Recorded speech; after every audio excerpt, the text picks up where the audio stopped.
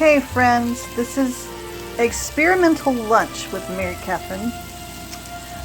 Trying to be healthy. I've got a few shallots in the middle there. This is all in butter. This is 4 slices of summer squash, a little bit of chopped tomato. And then I think on top of that, I haven't done it yet, I'm going to strip up this slice of ham and lay it on top of there.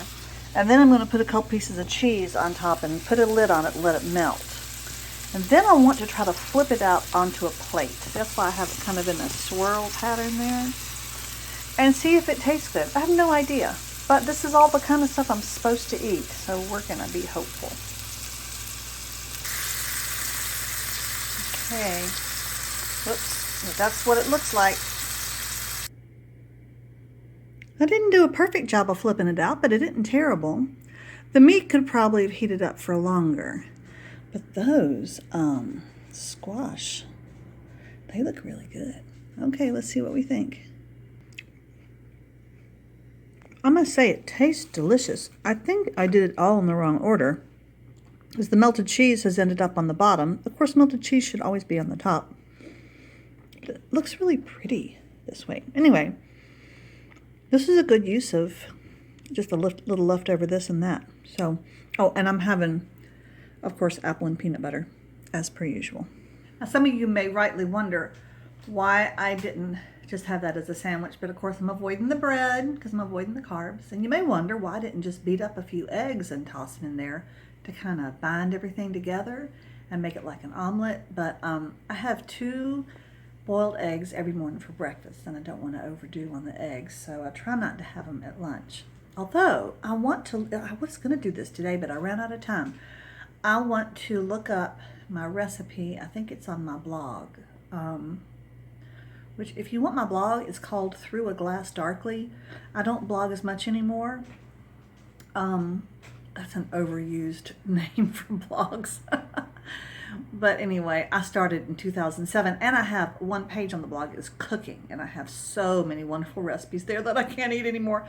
But I do have a crustless quiche recipe that I really like, and I'm gonna start making that and keeping some of it in the freezer and having it later. Yeah. So that was a pretty good lunch. I like that. Again, it was messy, but if it tastes good, that's really all I care about. I'm not really interested in what it looks like or that kind of thing. So we're getting there. Well, hello friends. Today for my healthy lunch, I want to make myself an itty bitty, easy peasy quiche. Okay, and I've made this quiche before, but I made a bigger one. Well, let me show you the pan I used to use. Before, I've made it in this little pan. This is a cake baking pan. I think it's about 6 inches across and 2 inches high, 1.5 inches high. And this was really great, but it made more than just 1 serving. I want a 1 serving just for today quiche, okay?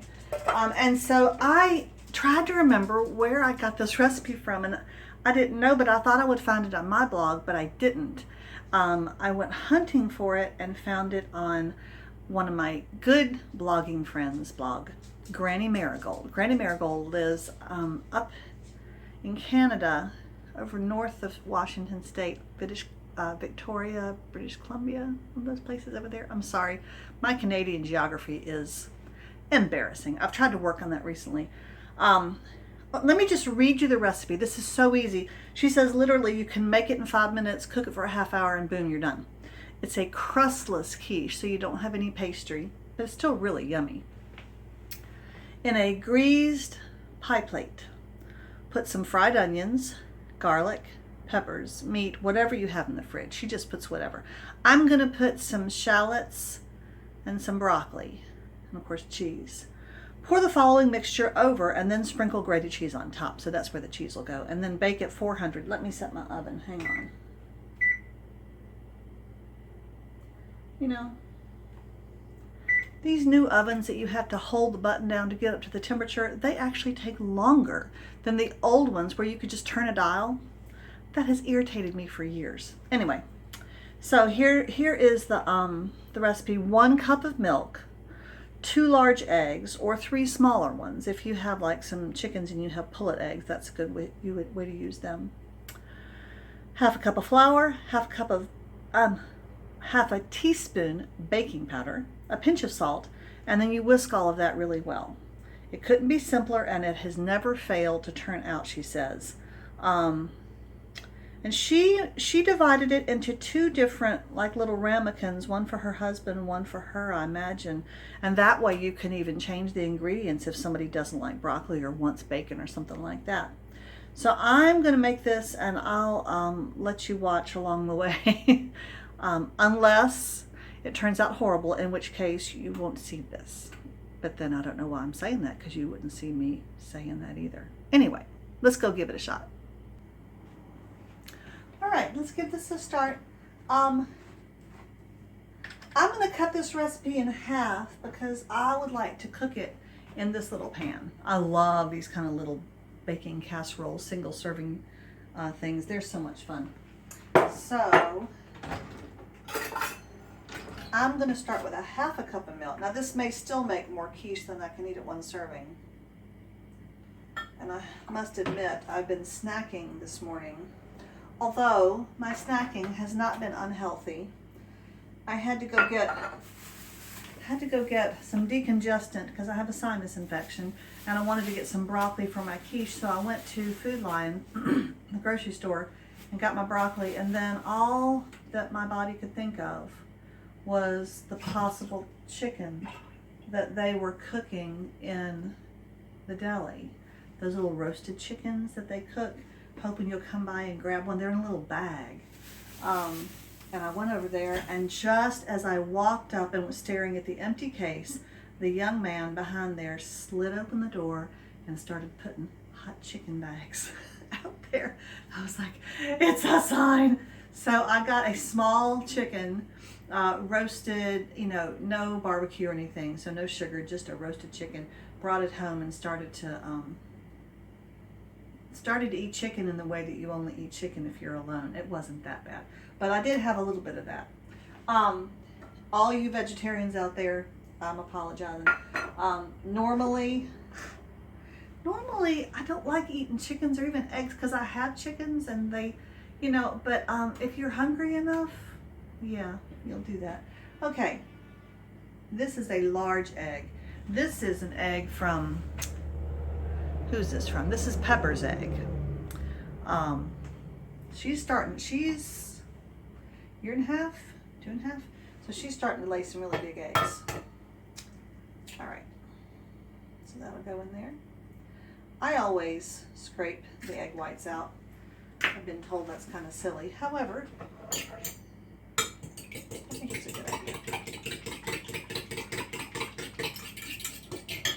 Put that milk up.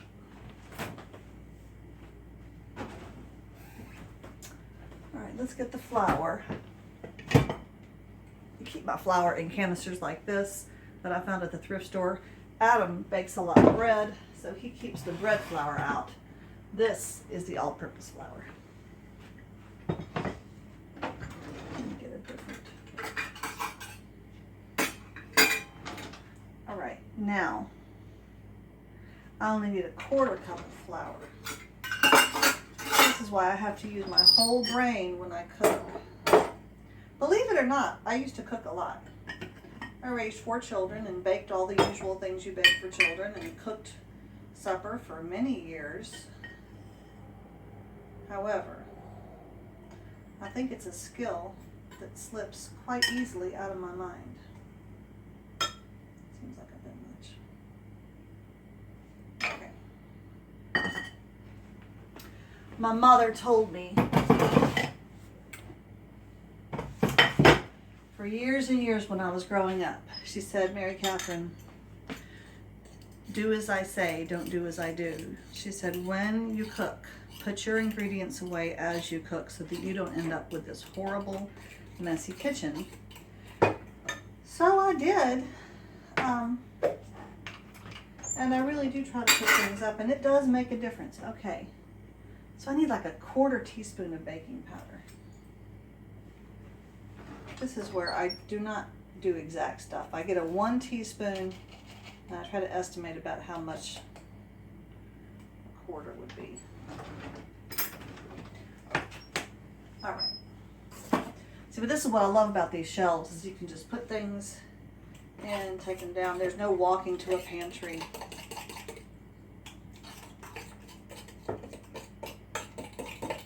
And a pinch of salt.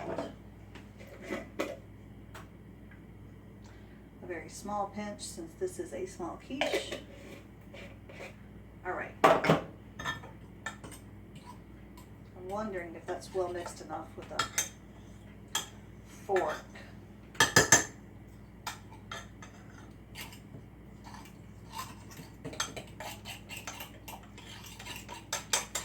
Okay, so let's cut some shallots and some broccoli, and we're just about done. I used the first half of the shallot I used yesterday in that strange concoction with the squash. I'm going to use a little bit more of it today. Let me go ahead and spray this pan.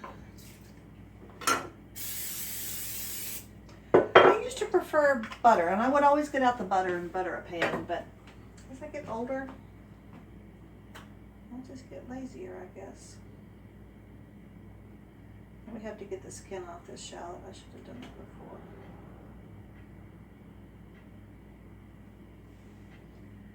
I'm going to separate this out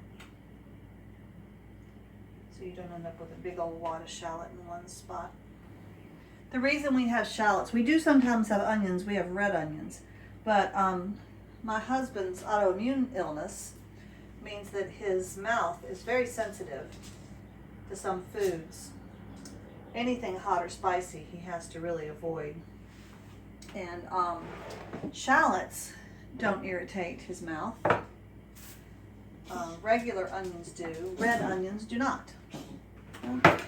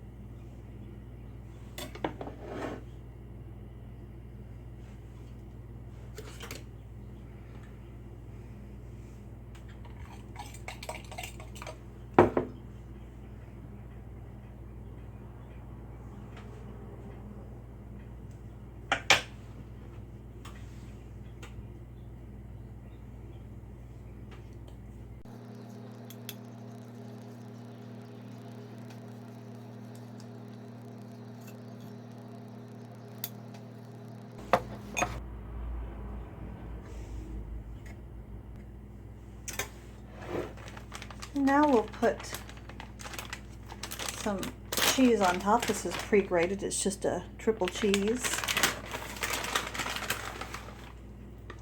Everything in this dish, except for that half a cup of flour, maybe, is pretty friendly to my diet. I've never liked cheese very much, but cheese has to be my friend now. I mean, I like it okay. As a child, I hated all kinds of cheese. And everybody wanted you to eat cheese straight, like a block of cheese. Ugh, just couldn't stand it. Okay, now let's pop it in the oven for, I think, 30 minutes, and we'll see what we get. Now I've set my timer for 25 minutes instead of 30 because that's a smaller little casserole dish, and I just want to check on it so it doesn't get too dark. Also, I will put a link to Granny Marigold's blog post that has this recipe in it, so you can go check out her recipe and write it down somewhere so you don't have to go hunting for it like I did.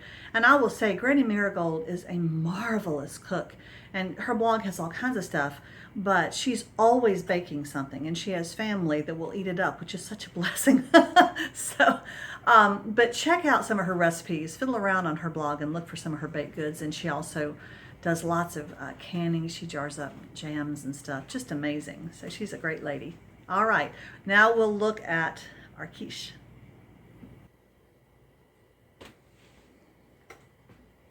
The timer's about to go off. There it is. Oh, Bobo. Let's look at what it did. It poofed way up. It looks gorgeous. Oh boy, let me get it out of there. Look at that. Now I know it doesn't have a crust, but it kind of makes a little crust around the outside edge. Boy, Granny Marigold is a woman full of wonderful recipes. I probably won't be able to eat all of that. I'll eat half of it because of my naughty chicken treat. And I'll let you know how it tastes. I'm going to let that little quiche cool for just a minute and show you I've been decorating just a little bit on the table for autumn. There's a spice cardamom, which we talked about that candle. These little flower candles, I've had them. I would not be at all surprised if I've had them for 20 years. And never lit them until just now. I have a bad habit of buying beautiful things and saving them because I think I don't want to use them up, which is a shame. So I do need to get some kind of little dishes under them before they melt all over my table. Okay, I'm going to cut this open and let it cool down some.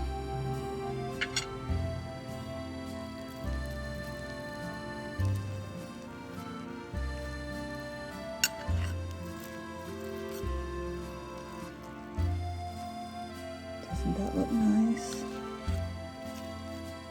Oh, I can smell the shallots. See, it's light and fluffy, very veggie. Eggs fully cooked. It's a great little recipe. What I love about this recipe is, as you can see, there's no moisture in the bottom, no soggy bottom. The egg is perfectly cooked. It's not dry, but there's no pastry to get soggy at all. The other thing I like is that I put, you saw raw broccoli and uncooked shallots in there. The broccoli is perfectly cooked in that egg mixture. So it's just, boy, it's just a delightful little recipe that comes out perfect every time. Thank you, Granny Marigold.